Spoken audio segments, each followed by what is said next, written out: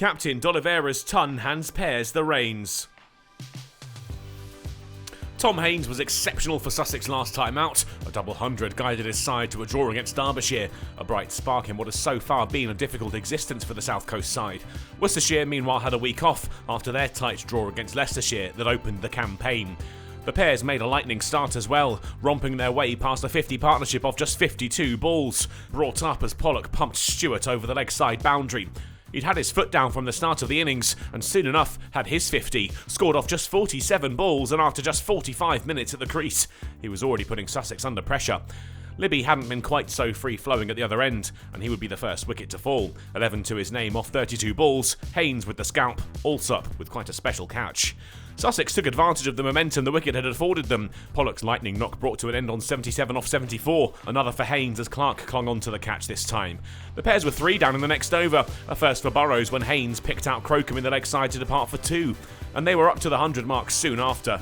Azhar Ali and Brett D'Oliveira would remain unbeaten through to lunch with the score 118 for 3.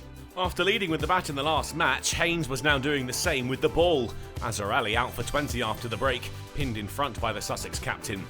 Barnard and D'Oliveira would prove trickier customers though, firing back at Sussex and taking the score up to 150 runs. Their partnership was worth a crucial 50 when Atkins was punched to the fences by Barnard.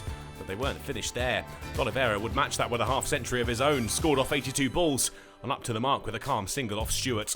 And on they ploughed, 200 runs on the board now with Barnard's latest boundary. Rawlins left with hands on head as it flew through the vacant second slip region. It wouldn't be long before their stand was worth 100. The shot uppish from Barnard, the 2 runs he took from it enough to get them there.